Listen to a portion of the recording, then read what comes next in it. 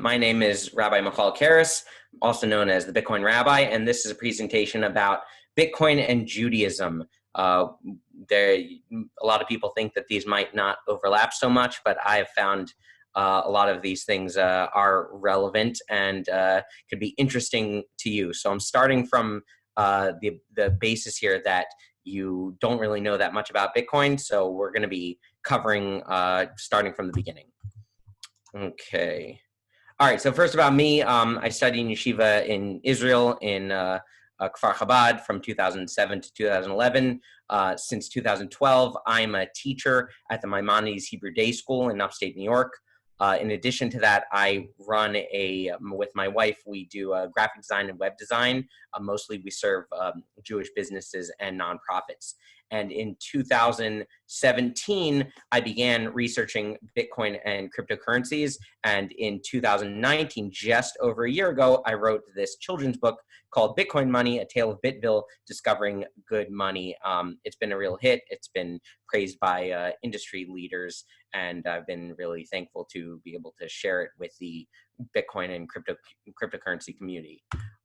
So what are we going to be talking about today? We're going to go through these 5 subjects, starting with what is money, then what is Bitcoin? Is Bitcoin kosher? What are some halachas that are relevant to Bitcoin? And then lessons from the blockchain. All right. So starting with money. First of all, where do we find money mentioned in the Torah? Right in the very beginning of the Torah, most people wouldn't know this if you ask them what's the first mention of money. It's really quite at the beginning, very early on in Perek Beis, in Bereshis. It says, when it's talking about all of the different lands and the rivers, it says, Kol Eretz Chavila Asher Shama Zav, that there's gold. It's kind of a funny sounding pasuk, but it mentions gold, and it says, V'azav Taiv, that the gold is good. So very early on, we're introduced to the concept of money or valuable, precious items that are created in the world. As we continue, it says that Abraham was wealthy, that it says, Avram kavod ma'ed v'mikneh b'kesef u'v'zahav, that he was wealthy with cattle or livestock, with silver and with gold. So again, we have the concept that these are types of money that are wealth that he has. And it continues in Parshas Lech Lecha, Yilid Bayis and Miknes Kesef, that is, we're referring to his servants, and it says that these are servants that he purchased with silver or with money. The word Kesef in the Torah is interchangeable, both for silver, the metal, and money, because the silver shekel was the main primary money, as we'll continue. And then in Chayesara is the first real transaction or financial commerce that happens in the Torah when Avram purchases the Mars Machpelah for Sarimenu and says, Vayishkal Avram le'efranes hakesef. He measured out or weighed out the silver, Armei shekel kesef ever l'seicher, that he weighed out the 400 silver shekels, which were given over to a merchant. So it's saying that Avram, this silver and the idea of a silver shekel was a commonly used form of making transactions and purchases. And then another one, there are many more throughout the Torah, and particularly in the Dinin of Nezikin and Mishpatim, where there are punishments and payments and all kinds of different things in Shutfin and all kinds of payments. It's all over the place. But another particular one that I like is in Kisisa, when it talks about the Maxis a shekel. And so there it says Maxis a shekel, b'shekel kedesh esrin gera hashekel. So this is saying that every person would pay. This is for the buying the karbanes of the Mishkan, or donating for the Mishkan, that they would pay a half shekel. So these are just some examples right in the beginning of the Torah where it talks about or introduces the idea of money, and we'll see that all of the concepts of money are really introduced or mentioned here in the Torah. So what is money? Money serves 3 specific functions. One, it's a store of value. It means that you have something today that you could spend right now, but you don't want to spend it. You want to save it for later, and you don't want it to deteriorate. So if you are a banana collector You don't want those bananas to go to waste, so you want money to store your value so that you have something later to use. It's also a medium of exchange, so you can trade with it. It's something that somebody else wants and someone else values, and so you can trade and get something that you want for it. And a unit of account, and that means that you can measure what value something is. Like we just talked about with Avram and the Mas Machpelah, that it said that it was 400 shekels was the cost of that field. And so that's how you measure the value of one thing versus another, one field versus another, or one car versus another, or something like that. You have a unit of account that the money tells you how much one thing is worth another. So these are the functions. These are what money do for us, these three things. But why do we need money? Really, none of us actually want money. Gold is not, I mean, gold you can use as jewelry, silver you can use as candlesticks, but you can't eat it, you can't live in it, it's heavy. It's not something that we want as much, as it's not one of the basic needs of life, like food and shelter and water and all of those things. So why do we actually need money? Really, we should just be trading for all of the things that we want to trade with each other. If you want food or books or clothes or something like that. The problem with trading, in which is called barter, is that you need a lot of coincidences to match up for the trade to work out. First of all, you need to have a coincidence of wants. The person that you're trading with has to want what you have to offer. You also have to have a coincidence of time. It has to be that you want things at the same time as the person who's trading you. It also has to be a coincidence of scale, meaning that if you may have bananas and you grow bananas and somebody else builds houses, the scale of those things makes it very difficult to trade with each other.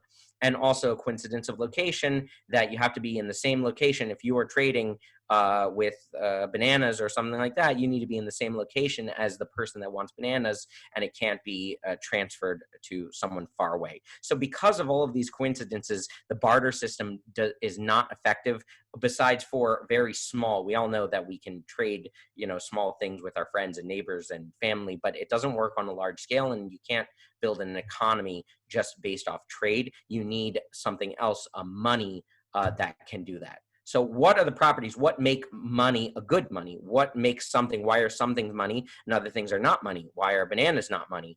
Why are the things that we use as money particularly? So money has 6 specific character traits or attributes. One is durability. It's something that's not going to get spoiled or rot or disintegrate. It has to be portable. So land cannot be money.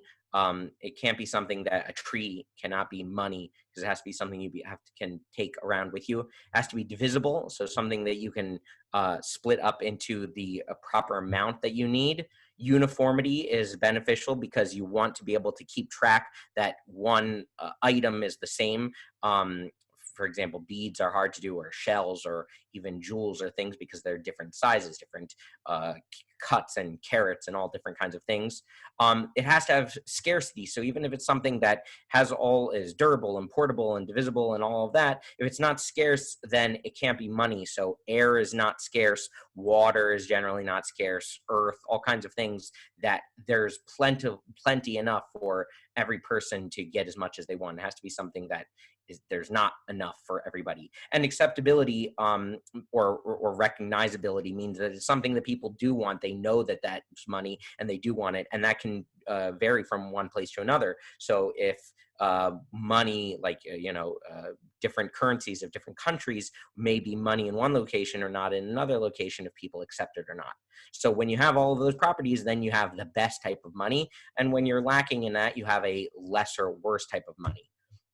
So people deal with whatever they have available to them. So throughout history, there have been all types of different kinds of monies. People have used jewels. People have used cattle, as we saw in the Torah itself. Cattle would be a measure of wealth. And in some cultures, even today, having a large amount of cattle or can be a store of value and can be a wealth. Salt, certain types of stones or seashells or beads, but all of those are lacking in one way or another some of the attributes of money. Either they're not divisible, like a cow is not divisible. You can't buy a banana with a cow because you'll have to kill it and cut it, and then it's not a cow anymore. All kinds of things all of these are each lacking in one or more aspect of the good properties of money. And as we saw in the Torah, there are certain things that exist in nature that do have the best properties of money, that the entire globe has decided upon, that these are precious metals. And these metals are very useful for money because they do have these properties, that they are very durable. They're very they can be transported, they can be melted down, they can be shaped, they can be cut, and they can be easily verified and easily recognizable. And so copper, silver, and gold have been universally some of the best forms of money over the course of human history. And so we do find throughout the Torah that these metals are also are mentioned quite often, and they're part of the precious metals that are collected for building the Mishkan and the Beis Hamikdash. So they are valuable. Particularly, they are scarce. They're found in the ground. It takes work to dig them out of the earth, and so because of that, they're something that are desirable and have been used as money. The one problem about them, though, is that they're heavy. They're hard to carry around. And so lots of people don't want to store all of their money. They don't want to keep bags of gold under their mattress. And so banks were developed to both create financial instruments of lending and trading and borrowing and all kinds of things, as well as to protect people's money. And so when you have your money in a bank, then you can have something that is a bank note or some kind of paper currency, which represents the gold or the silver. And that was the law in the United States and for England and France and many countries throughout history, that it was legally required that their paper money was backed by and was equivalent to some amount of gold or silver. Was called the gold standard in the United States. The money that we have now, the government money that we're all used to, US dollars or the euro or the shekel or anything like that, is called fiat money. And this is money that was just created by the government, that has no backing to any kind of physical object. Fiat money is a currency without intrinsic value that has been established as money, often by government regulation. The term derives from the Latin fiat, let it be done, used in the sense of an order, decree, or resolution. And so those are the dollars that we have now. Ever since 1971, the United States dollar has not been backed by or pegged to gold in any manner. And the number of dollars isn't based on any kind of physical property, but it's rather decided by the Federal Reserve. And that doesn't just mean dollars, but it's also any kind of digital currency. The money is in your bank, all of that. It's the same system. It's the fiat currency, fiat money system that is made by the government. What you can have with that, though, is that even though the dollar has been strong for the past several decades, over the course of the century since the Federal Reserve was created, the dollar has lost value. That's called inflation, because dollars are printed at a regular rate or at a constant rate, and that's changed and adjusted according to what the Federal Reserve and the government decides is the appropriate amount of currency that should be in the economy at any given time. But that has led to inflation, which means the increase of prices, and that means the purchasing power of the dollar has decreased. This happens basically in every country. It's not something that they don't try to avoid it altogether. That the belief of modern economists is that some amount of inflation is good for the economy, and so they try to keep it, I think, around 2%. There are different ways of measuring what actual inflation is and how the value of the dollar has changed. But what can go wrong, though, is that you can have what's called hyperinflation. And this has happened dozens of times, more than that, actually, over the course of the past century, where countries have too much debt, and their other countries are not valuing their currency anymore. Their economies are flailing, and so to catch up with that, they have to print more money, which brings them into a cycle where their money essentially becomes worthless. So, I mean, this happened in Israel. There was hyperinflation. It's happening now in Venezuela. It's happened in many African countries. It's happening in Lebanon as we speak. It's when the value of your currency rapidly decreases. And so I think in Lebanon, overnight or over a week or something of this past week, their currency, every single bill that they have dropped by 50% in value. Very famously happened in the Weimar Republic in Germany, which was between World War I and World War II. So hyperinflation is a extremely dangerous and destructive thing that happens, and it's caused by governments printing too much of their own fiat currency. So hopefully that doesn't happen in the United States, but that is a possibility, and it's a risk of printing money without any kind of limit to it, just based on the will of the Federal Reserve and the government. So that is what money is in general. That's the money that we have today. That's the history of it. That's how we got to the money that we are now. So what is Bitcoin? Bitcoin solved what was a computer science problem called the double spend problem. This is basically that we all know when you take a picture on your phone and then you text it to somebody or email it to somebody, you do not lose that. You don't lose the picture. You just send it to them, and you can send it to somebody else, and it can be sent infinite amount of times. That is because you're copying a file. So that doesn't work for sending money, because we said that one of the important factors of money is that it has to be scarce. So it means that you can't have it and give it to somebody at the same time. It has to be either you have it or they have it. So that's the double spend problem, that you can't spend it in one place and spend it in another place. So this was a computer science problem that was unsolved until the only way that this was solved up until 2009 was through centralized databases, meaning that if you have one company which holds a database and they have everybody's accounts on records, so they can decide, okay, you spent the money here, so you don't have the money, and they have this database which keeps track of everybody's accounts. This is how your bank works. This is how PayPal works, and Venmo and Cash App and all of these things. They are a centralized database, and we trust them with our money. The problem is that this means that all of our money, all digital money, is custodial. Means that instead of you having the cash in hand or the gold coins or something like that, and when you have digital money, it is custodied and belongs to the company that you're trusting, and then they allow you to do it, and that gives them a lot of power over you. It means that they can censor you if they don't like what you're doing. They can seize the money if a government tells them to. They can freeze your account. They can track everything that you're doing, and they can rehypothecate the money, which means they can basically spend it in multiple places at once, making it seem like there is more money than there actually is. And if they're not reputable, then that can cause them to defraud and fail and lose the finances of their customers. So this is how all kinds of digital money existed from the beginning of the internet and online banking and all apps like that up until 2009. In 2008, an anonymous person posted on a mailing list of cryptographers, of computer science geeks.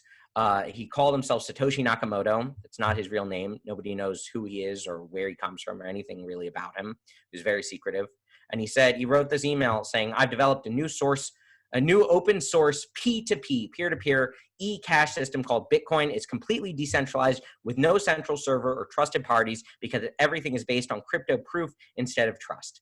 And with that email, he piqued some of the interest of some of the people on this mailing list. Over the course of the next few months, he launched the actual Bitcoin network. So on that,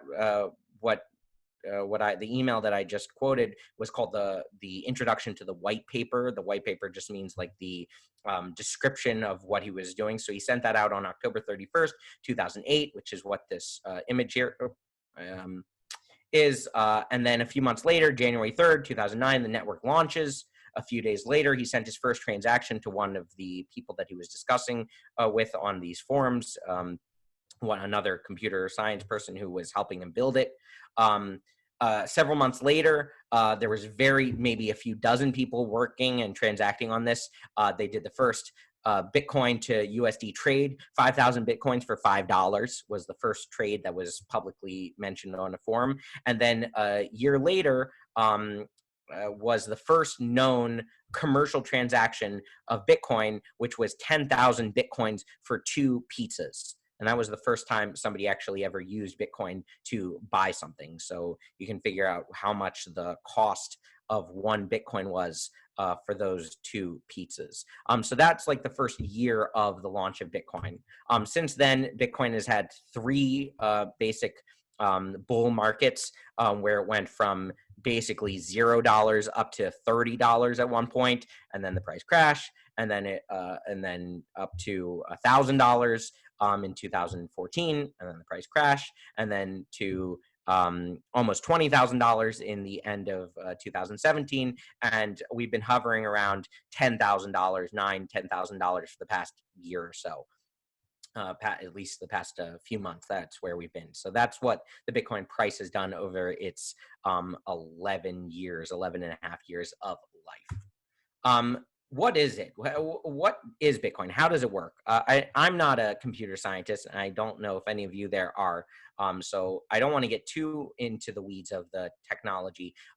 But just to say some of the key features, the first point is that it's a decentralized network, means that anybody can run this software on their computer. They can buy a little machine that does it. You can do it on your phone. It's a little bit trickier. To have they have like light versions of it, but to have the full system working, better to have a laptop or a computer. Anybody can join it. There are hundreds of thousands of computers that join. You can come on and come off. It's a permissionless system and decentralized system.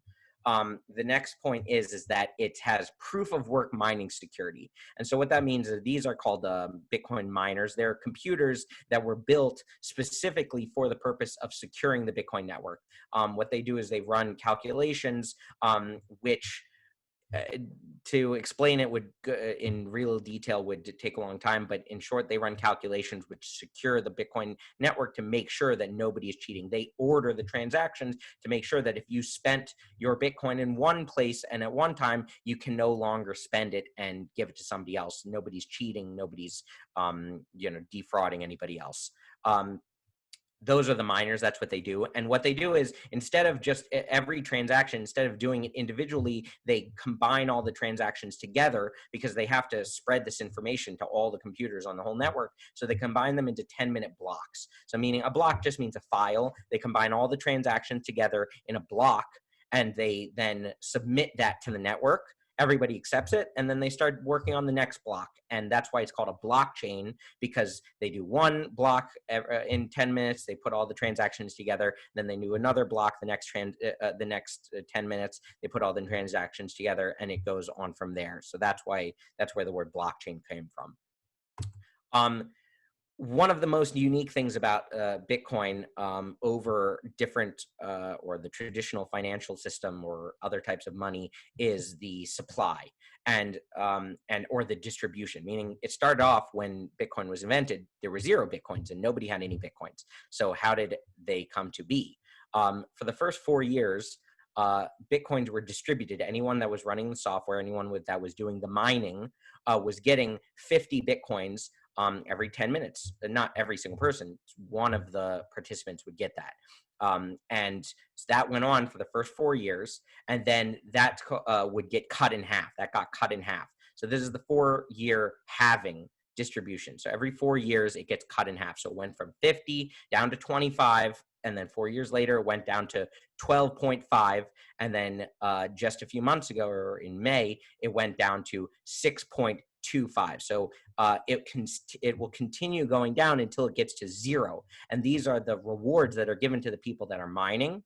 And what that looks like, this is like the inflation rate, is that the supply started at 0, it went up quickly, but it rounds off and it becomes flat, and when it reaches 21 million Bitcoins. At the end of about 100 years, it reaches the point where there are 21 million Bitcoins in circulation, and then no more are given out at that point. There are only a maximum of 21 million. There will never be more than 21 million Bitcoins. That's the absolute maximum number that there can ever be. So you say, how can you have a money system that only has 21 million units? Lots of people have more than $21 million or 21 million cents. But the good thing is that every single Bitcoin is divided up into 100 million subunits. And those subunits were called Satoshis, named after the anonymous creator. And so each Satoshi right now is worth like 1,000th of a penny. And so with those subunits, you can end up having enough currency units to do with a lot, and it's quite divisible at that point. To say it in other words, you can own a fraction of a Bitcoin. This is what a one Satoshi, 1/1,000,000th of a Bitcoin looks like, with 7 zeros followed by a 1. And so that is the smallest fraction of what a Bitcoin is. That's worth, like I said, less than a cent, significantly less than 1 penny at this time. So back to what we started with, at Bitcoin as money, or what the qualities of money are. Bitcoin does serve these roles quite nicely. As far as durability, Bitcoin can be stored in a computer, a USB, printed onto paper, etched into metal. It can be backed up in multiple locations. Portability, it's like a password. Just like a password, you can save it places. Bitcoin can be saved like that. Portability, it can be transferred anywhere using internet, SMS, satellite, or radio waves. Divisibility, the subunit of Bitcoin, 1 Satoshi is worth, that number, I don't know when I added that, but it's worth a very tiny amount of cents. Uniformity, every Bitcoin is uniform to every other Bitcoin, not like stones or anything, kind of like dollars in a bank account. Everyone is the same as every other. Scarcity, a strictly limited supply of only 21 million Bitcoins makes it inflation resistant, meaning no matter how valuable it is, it's not like a stock where you can add more, or split the stock, or something like that, or a currency where they can print more of it. It's coded into it that there's only 21 million, and that can never change. Acceptability, this at this current point is Bitcoin's weakest network effect, as few locations accept direct Bitcoin payments, but frankly most people are not looking to spend Bitcoin in merchant ways right now, because there are plenty of available other ways like credit card and PayPal, and they have all kinds of other things, so they're looking for Bitcoin for its other properties. So what's the value proposition of this? Why would somebody want to use Bitcoin as money? One, it's inflation resistant, meaning no one else can print more of it.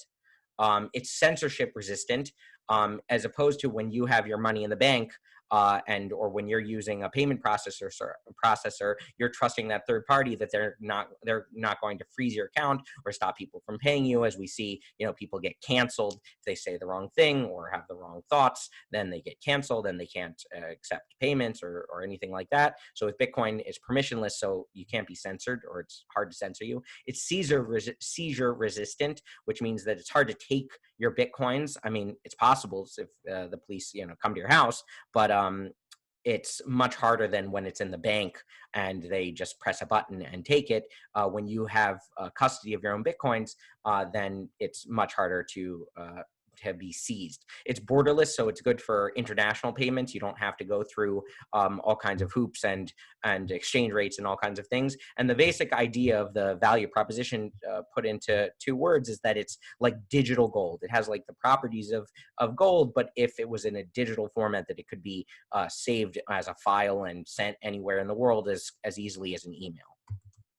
What about alternatives? There are other coins. Bitcoin, you maybe have heard, there's a million other versions of Bitcoin. They all have their own take on how they are using the Bitcoin technology. Some of them are trying to be money. Others are trying to do completely different things.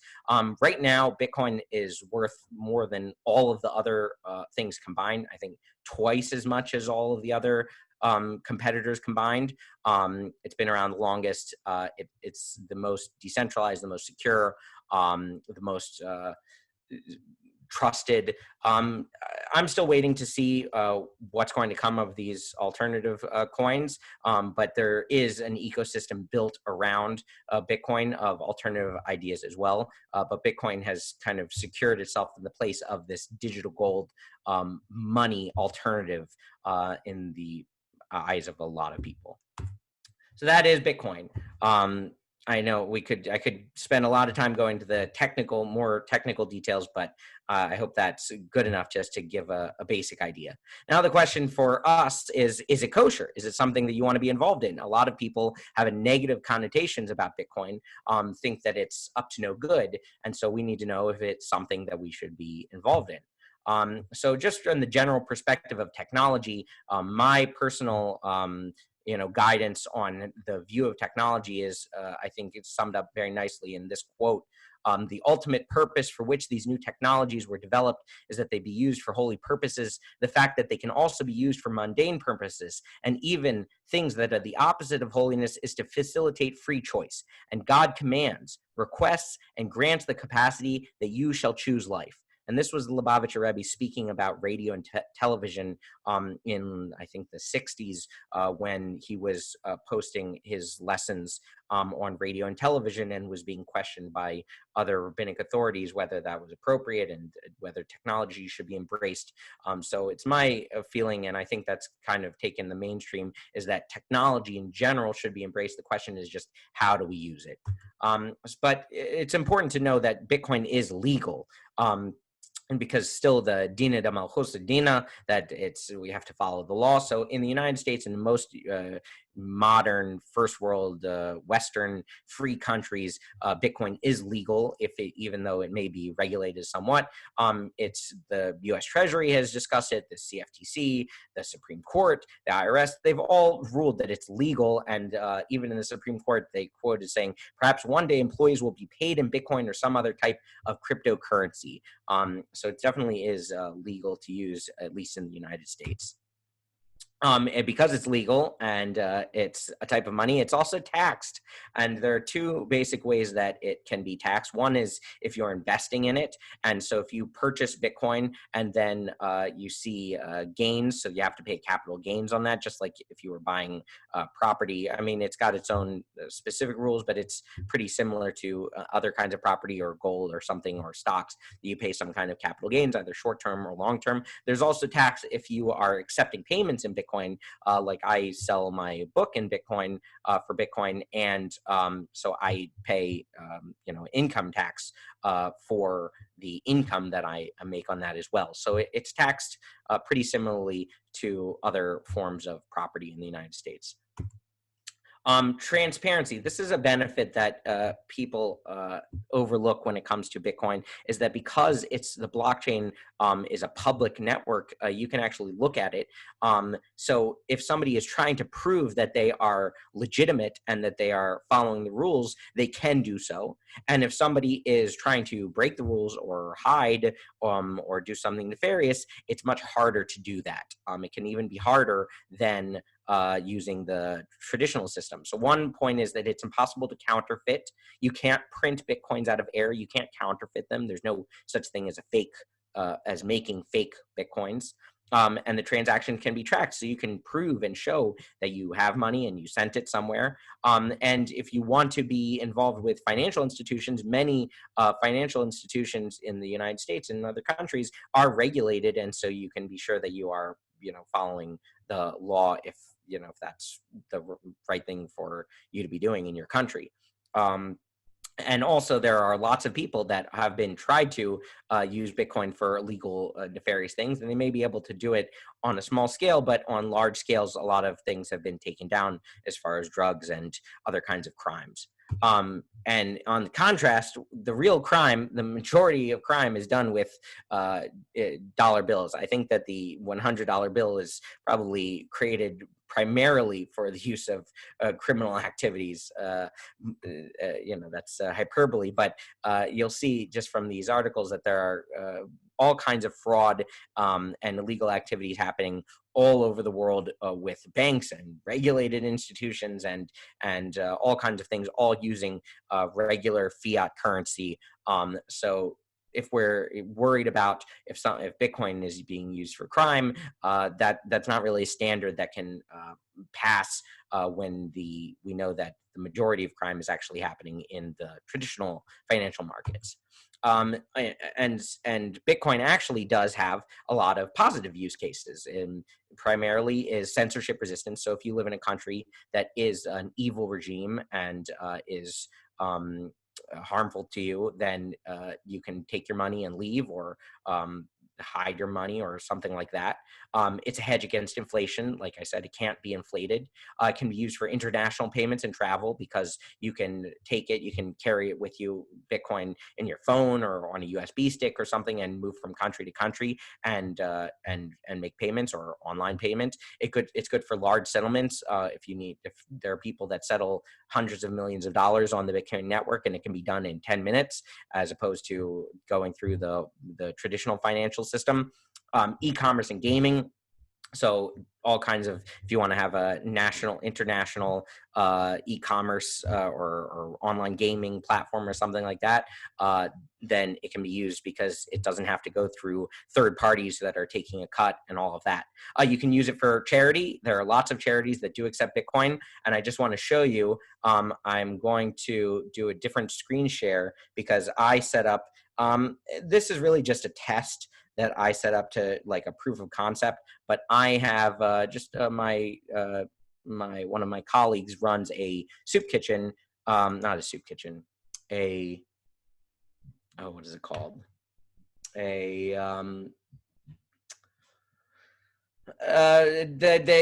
collect money to give to poor people.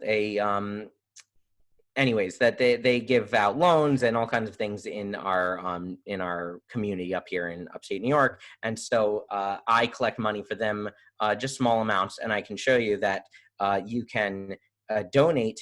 Even this is 180 sats, 180 Satoshis, which is just around a penny. And I'm doing this from I've got the app on my phone, which is not going to, let's see, whenever you try and do something live, it doesn't work. So you can make a payment of just about a penny, and you can do it without going through any kind of financial system. And here, I'm scanning it on my phone, and I am paying, let's see if that goes through. Looks like it did. There we go. Invoice paid. 180 sats. I paid a 0 fee. And that is, so I see it on my phone. And so that's just a cool thing that you can, I just set this up as like a proof of concept. Food pantry, that's the word I was looking for, not soup kitchen. Okay. So just to show you that you can use Bitcoin for good things, loans and collateral. If you own Bitcoin, you can put it up for collateral for taking out loans or loaning to other people, things like that. Those are some of the positive use cases of Bitcoin. Now to some of the halachas. Now, just to put a disclaimer, I am the Bitcoin rabbi, not the Bitcoin Rav, which means I just give drushas. I'm not paskening halacha here. But these are just some of the interesting ideas that I have noticed and looked into in regards to how Bitcoin, these are the questions that I would like to see addressed over the coming years. So first of all, we've talked about Bitcoin as being a money, but is it really a currency? So in Bava Metzia, Perik Dalid is called Perik Zahav, and it addresses there the difference between currency and commodity. And there are a few places where this is relevant. One is in regards to making a kinyan. When you're making a kinyan and you're buying something, let's say you're trading silver for gold. It makes a difference which one is the money and which one is the object that is being bought with the money. Is the gold the money and the silver the commodity that you're buying, or is the gold the commodity and the silver is the money? That's one place. It's also relevant as far as taking out loans, that when you take out a loan, generally we say that you have to pay back the value in currency, not the amount of the thing. So if you borrow 1 Bitcoin, you wouldn't pay back 1 Bitcoin. You would pay back the value the Bitcoin was when you bought it, and then you would pay that value back when you're paying back, because you wouldn't want to do ribis. So this Bitcoins don't currently have the status of currency according to Jewish law. Like most foreign currency, they're considered a commodity. So this isn't just Bitcoin, but if you're in the United States and you're doing Forex, those foreign currencies would be considered a commodity in comparison to the US dollar. Practically, that means that if you borrow Bitcoins from someone, you need to return the value of the Bitcoins you borrowed, not actual Bitcoins. And that's the concept that's called seah b'seah, which means that you're not allowed to, if you borrow a seah of wheat, I guess, you don't just pay that back in most cases because the price may fluctuate. So that's one thing that there's a difference between being money and being currency in regards to lending. Another is in regards to the kinyan. What is the kinyan? There are many ways of doing a kinyan. There's meshicha and hagbah, picking something up. There's shtar. There's all kinds of different ways of doing a kinyan midaraisa. There's also the concept of dina de malchusa dina, which means that if the government decides that this is how a financial transaction is done, then it's done that way. Or situmta is the concept of regular business deals, meaning if that's just the way business is done, then that's the way that you do it. So how is a Bitcoin transaction finalized? When is it finalized? When is the kinyan made? Especially if it's not considered like a currency in that case. And it's not something that you can pick up. You can't move the Bitcoins. You can't, there are no real Bitcoins. It's just numbers on a spreadsheet on the ledger, it's called. So there's nothing to touch. There's nothing to pick up or grab. So the industry standard of an absolutely finalized Bitcoin transaction is 6 confirmations, meaning 6 blocks. Once it's gone into a block and then 6 blocks have gone by, that's considered it's impossible that will ever be reverted back and will never be changed again. So that's just one standard of finality. It depends on the amount that you're spending. There might be lesser amounts that might be acceptable, but that's just one idea of what's considered confirmed that it might be useful for determining when a kinyan is made with a Bitcoin transaction. Let's just go through different transactions that are done, different financial things that are done in Jewish law, and see how Bitcoin applies. As far as Kiddushin, to get married, to be Mekadesh Isha, you have to give her a pruta or shava pruta. You have to give her something of value. Now, that it doesn't have to be actually an object. You can give her a shtar. You can give her a contract of land, like a deed. You could even pay off her debts. So seemingly, the requirement for getting married to a woman is in the idea of kesef, of paying her something, is very lenient as far as how you can pay her. And so it's seemingly, if you would give a woman some amount of Bitcoin and say Hariyat Mekadesh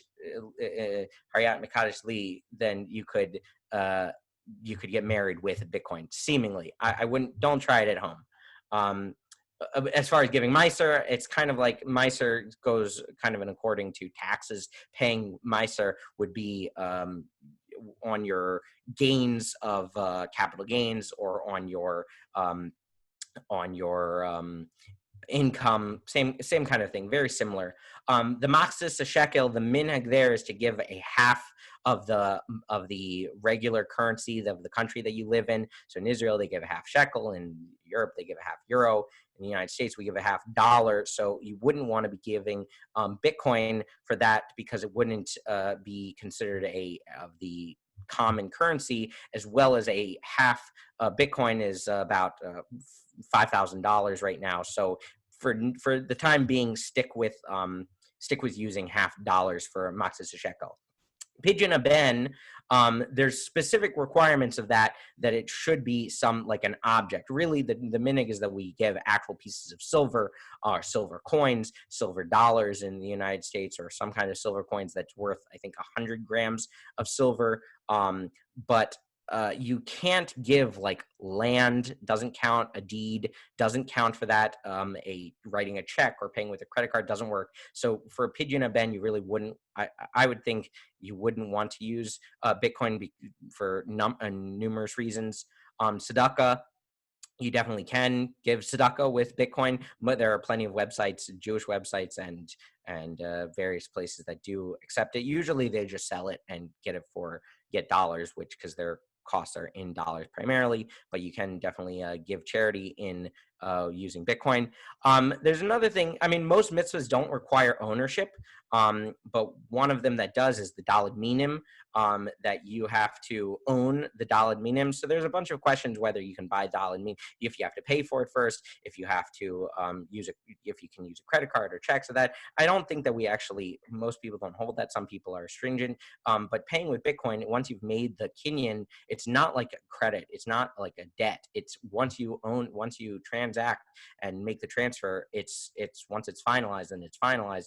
It's not a debt instrument. So I think that you can buy daled minim with Bitcoin, and that wouldn't be you wouldn't have to worry for that.